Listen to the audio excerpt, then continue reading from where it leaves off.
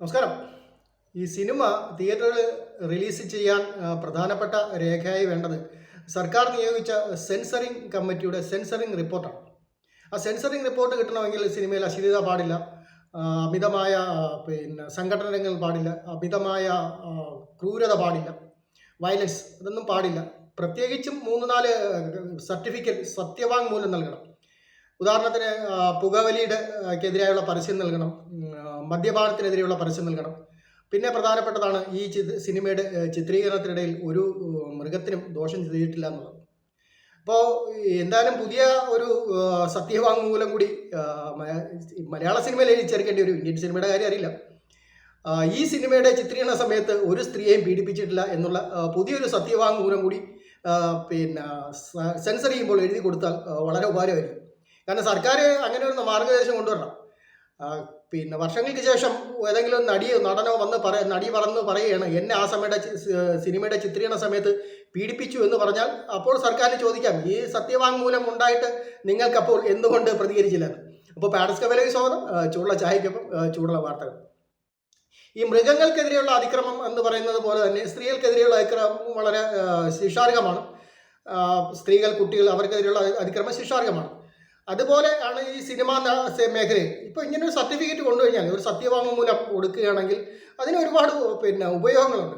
ഈ സിനിമ ചിത്രീകരണത്തിനിടയിൽ എന്നെ ഒരാൾ മാനസികമായിട്ട് അല്ലെങ്കിൽ ശാരീരികമായിട്ട് പീഡിപ്പിച്ചു എന്ന് വർഷങ്ങൾക്ക് ശേഷം അതിൽ അഭിനയിച്ച ഒരു ജൂനിയർ ആർട്ടിസ്റ്റ് പറയുകയാണെങ്കിൽ സർക്കാരിന് ന്യായമായിട്ട് ചോദിക്കാവുന്നൊരു ചോദ്യമാണ്, ഇങ്ങനെ ഒരു സർട്ടിഫിക്കറ്റ് കൊടുത്തില്ലേ, ആ സമയത്ത് എന്തുകൊണ്ട് പറഞ്ഞില്ല എന്ന് ചോദിച്ചാൽ. അല്ലെങ്കിൽ ഈ സെൻസറിങ് നടക്കുന്ന സമയത്ത് ഈ നടിക്ക് അല്ലെങ്കിൽ ഇതിൽ മോശം അനുഭവം ഉണ്ടായിട്ടുള്ള ഒരാൾക്ക് തീർച്ചയായിട്ടും ഒരു പരാതി കൊടുക്കാം. എന്നെ ഈ സിനിമയുടെ ചിത്രീകരണ സമയത്ത് പീഡിപ്പിച്ചതാണ്, അതുകൊണ്ട് ഈ സിനിമയ്ക്ക് പ്രദർശനാനുമതി കൊടുക്കരുത്. ഒന്നുകിൽ ഞാൻ ആവശ്യപ്പെടുന്ന പണം എനിക്ക് തരിക, അതല്ലെങ്കിൽ പൊതുസമൂഹത്തിൽ മാപ്പ് പറയുക, അതല്ലെങ്കിൽ അങ്ങനെ പറഞ്ഞതിന് ശേഷം മാത്രം ഈ സിനിമയുടെ സെൻസറിങ്ങിന് പ്രദർശനത്തിന് അനുമതി കൊടുക്കുക എന്ന് പറയാം.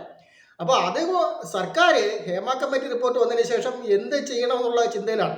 ഇപ്പോൾ എല്ലാവരും ഈ സിനിമ എന്ന് പറയുന്നത് മറ്റ് തൊഴിലിടങ്ങൾ പോലെയല്ല. സർക്കാർ ഓഫീസുകൾ പോലെ രാവിലെ 10 മണിക്ക് വന്ന് വായി നോക്കിയിരുന്ന് വൈകുന്നേരത്തെ 5 മണിക്ക് ഇറങ്ങി പോകുന്ന ഒരു സംവിധാനമല്ല സിനിമ. അതൊരു പ്രീ പ്രൊഡക്ഷൻ, പിന്നെ ഒരു പ്രൊഡക്ഷൻ ടൈം, പിന്നെ പോസ്റ്റ് പ്രൊഡക്ഷൻ ടൈം, അങ്ങനെ വളരെ തിരക്കിട്ടൊരു കുറേ പേര് ഇൻഡസ്ട്രിയിൽ അപരിചിതരായ കുറച്ച് പേര് ഒന്നിച്ചു കൂടുന്നൊരു സ്ഥലമാണ്. അവിടെ പല സ്വഭാവക്കാർ വരും, പല തരക്കാർ വരും. അവരാരെങ്കിലും തട്ടിമുട്ടി എന്നൊക്കെ ഇരിക്കും. പക്ഷെ അതൊക്കെ ഒഴിവാക്കാൻ പറ്റുന്നൊരു സംവിധാനമാണ്. അപ്പോൾ പോലീസിനെ കൊണ്ടൊരു സിനിമയുടെ സെറ്റിൽ വയ്ക്കുകയാണ്. ഇവിടെ നടികൾക്കെതിരെ അതിക്രമം നടക്കുന്നുവെന്ന് ശ്രദ്ധിക്കാൻ വേണ്ടി 2-3 പോലീസുകാരെ കൊണ്ട് അവിടെ ഇടുകയാണ്. അവരുടെ ചെലവ് നിർമ്മാതാവ് തന്നെ വഹിക്കണം. ഇപ്പം ഇവർ തന്നെ അത് ഈ നിർമ്മാതാവിനും ഈ പ്രൊഡക്ഷൻ യൂണിറ്റിനും വലിയൊരു തലവേദനയായി മാറുകയുള്ളൂ. ഇവരെന്ത് ചെയ്താലും അങ്ങോട്ടും ഇങ്ങോട്ടും നോക്കിക്കൊണ്ട് നടക്കുന്ന പോലീസുകാരെ കൊണ്ട് നിർമ്മാതാവ് ഒരു 10-15 ദിവസം കഴിയുമ്പോൾ തന്നെ പൊറുതിമുട്ടും.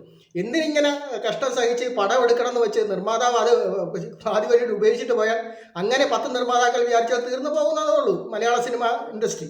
അതൊരു കൊച്ചു സിനിമ ഇൻഡസ്ട്രിയാണ്. പോലീസിനെ കൊണ്ടിരുത്തുക പ്രായോഗികമല്ല. അതല്ലെങ്കിൽ അവിടെ ഒരു വനിതാ കമ്മീഷൻ്റെ കുറച്ച് അംഗങ്ങളെ കൊണ്ടുവരുത്തുകയാണ്, അത് പ്രായോഗികമല്ല. ഈ പ്രായോഗികമായ നടപടികളൊന്നാണ് ഈ ഒരു സത്യവാങ്മൂലം.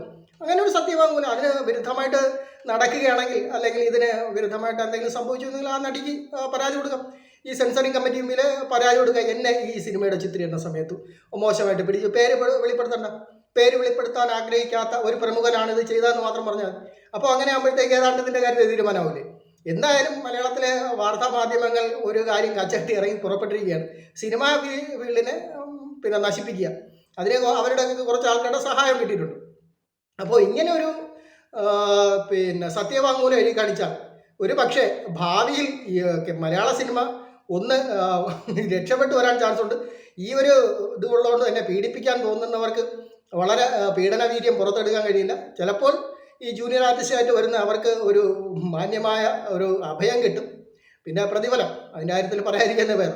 എന്തായാലും ഭാവിയിൽ ഇതുകൂടി നമ്മൾ കാണുക. മദ്യപാനം ആരോഗ്യത്തിന് ഹാനികരം, പുകവലി ആരോഗ്യത്തിന് ഹാനികരം. ഈ സിനിമയുടെ ചിത്രീകരണ സമയത്ത് ഒരു മൃഗത്തിനും ദോഷം ചെയ്തിട്ടില്ല, ഈ സിനിമയുടെ ചിത്രീകരണ സമയത്ത് ഒരു സ്ത്രീയെയും പീഡിപ്പിച്ചിട്ടില്ല എന്നുള്ള ഒരു പരസ്യവാചകം വളരെ വൈകാതെ നമുക്ക് കാണാൻ പറ്റുമെന്ന് ആഗ്രഹിക്കുന്നു. ഇപ്പോൾ പാഡസ് കവല വീണ്ടും കാണാം. ചൂടുള്ള ചായക്കൊപ്പം.